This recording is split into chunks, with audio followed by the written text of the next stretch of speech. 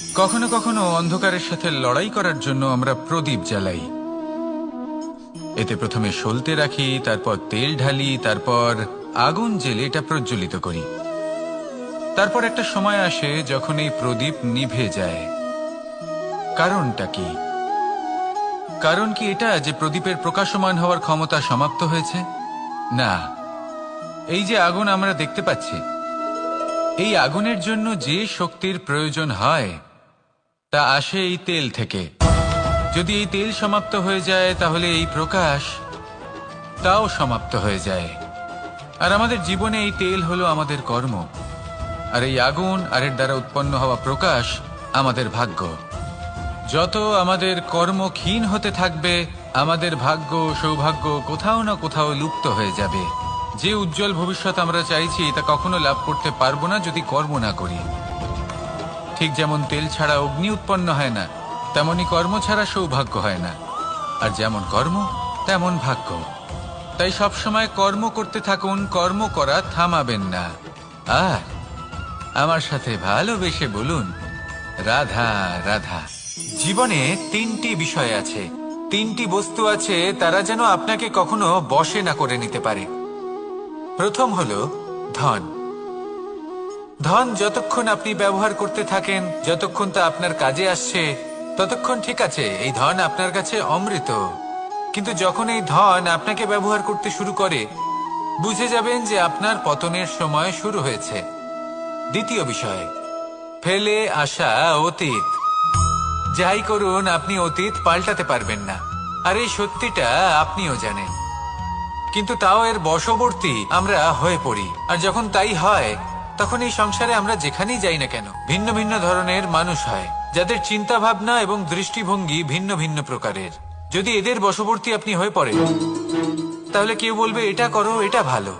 কেউ বলবে এটা করো না, ওটা করো, ওটা ভালো কাজ। কেউ বলবে এই দুটোই করো না, অন্য কিছু করো। এই কথাগুলিতে আপনি এতটাই জড়িয়ে পড়বেন যে আপনি লক্ষ্য ভ্রষ্ট হয়ে পড়বেন। তাই এই তিন বিষয় থেকে সাবধানে থাকবেন। যদি কোনো কিছু বশ করতে হয়, তাহলে আপনাকে বশ করতে হবে আপনার আজকে, নিজের বর্তমানকে। এটা খুব প্রয়োজনীয়।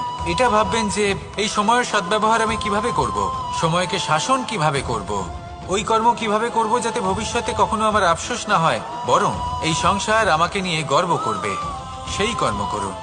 আর যখন আপনি এটা শিখে নেবেন, তখন আপনি নিজেই নিজেকে প্রকৃত অর্থে ভাগ্যশালী করে তুলবেন।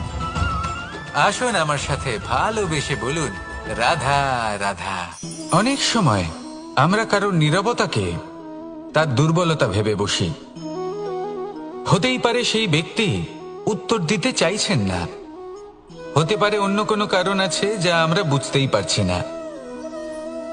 সেই জন্য তাকে দুর্বল ভেবে নেওয়া অনুচিত।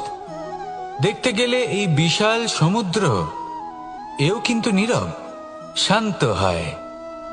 কিন্তু যখন সে রুদ্র মূর্তি ধারণ করে, তখন কি হয়? সমগ্র সংসারকে বিনাশের পথে নিয়ে যায় এই সমুদ্র, প্রলয় সৃষ্টি করে। সেই জন্য কারোর সহ্য শক্তিকে দুর্বলতা বলে মনে করবেন না। কারণ যদি এই নীরবতা নিজেকে ভেঙে বেরিয়ে আসে, তাহলে তা বিনাশের সমস্ত সীমা পার করে যেতে পারে। তাই এই নীরবতাকে সবসময় বুঝুন, সবসময় একে সম্মান করতে শিখুন। আর আমার সাথে ভালোবেসে বলুন, রাধা রাধা। কখনো কোনো চাতক পাখিকে দেখেছেন? কথায় আছে যে বছরে মাত্র একবার সে তার তৃষ্ণা মিটিয়ে থাকে, আর তাও আকাশে ভেসে থাকা মেঘের দ্বারা ঘটানো বৃষ্টির জলের ফোঁটা থেকে। আর কোথাও থেকে সে তার তৃষ্ণা পূরণ করে না। সারা বছর সে নিদারুণ গরম সহ্য করে, তীব্র শীতও সহ্য করে, শুধু এই আশা নিয়ে যে বছরে একবার অন্তত সেই মেঘের ঘন ঘটা হবে, বৃষ্টি হবে। আর সেই বিশ্বাস যে বছরে একবার সেই মেঘ আসবে তৃষ্ণা নিবারণ করতে। যেমন দেখুন, একটা সূর্যমুখী ফুল সারা রাত অন্ধকারের সাথে যুদ্ধ করে, কারণ তার বিশ্বাস যে ভোরবেলায় সূর্য তাকে অবশ্যই দর্শন দেবেন। সেটাও বিশ্বাস ছিল যার উপর ভরসা করে মনু একটা নৌকা নিয়ে বেরিয়ে পড়েছিলেন এবং সমস্ত সৃষ্টিকে প্রলয়ের হাত থেকে বাঁচিয়েছিলেন। সেটাও ছিল ভালোবাসার প্রতি বিশ্বাস, যার উপর ভরসা করে বানর এবং ভাল্লুক সেনা নিয়ে শ্রীরাম আক্রমণ করেছিলেন সমস্ত বরদানপ্রাপ্ত অসুরগণ এবং রাক্ষসগণের লঙ্কায় এবং জয় লাভ করেছিলেন। এই বিশ্বাসই হলো এই বিশ্বের আশা। বিশ্বাস রাখুন যে আপনি হলেন সর্বশ্রেষ্ঠ এবং শুধুই নিজের কর্ম করতে থাকুন। এই বিশ্বাসের আশাই আপনাকে প্রতি মুহূর্তে বল প্রদান করবে। এ হলো আমার বিশ্বাস। আসুন আর আমার সাথে ভালোবেসে বলুন, রাধা রাধা। যোগাসন। যোগাসনে আসন অত্যন্ত গুরুত্বপূর্ণ। এবার আমি বলবো সবথেকে শ্রেষ্ঠ আসন কোনটি। আশ্বাস। নিজেকে আশ্বস্ত করতে থাকুন যে আমি আছি, সব ঠিক হবে, যা হচ্ছে ভালোর জন্য হচ্ছে। এই আশ্বাস আপনাকে জীবনে এমন ধন্যাত্মক বিশ্বাস দেবে যে আপনি বড় বড় সমস্যার সমাধান করতে পারবেন। এবার যদি কথা বলি সবথেকে কঠিন সময়ের, তাহলে সেটা হলো বিচ্ছেদের। যা মা সীতাকে সহ্য করতে হয়েছে শ্রীরামের জন্য, রাধা কৃষ্ণকেও সহ্য করতে হয়েছে। যে ব্যক্তি বিচ্ছেদের সময় সঠিক পথে চলে এসেছে, সে জীবনে অনেক শ্রেষ্ঠ স্থানে অবশ্যই পৌঁছতে পারবে। এবার যদি কথা বলি সবথেকে জরুরি এবং গুরুত্বপূর্ণ সময়ের, তাহলে সেটা হলো সংযোগ। সকলকে সাহায্য করতে থাকুন।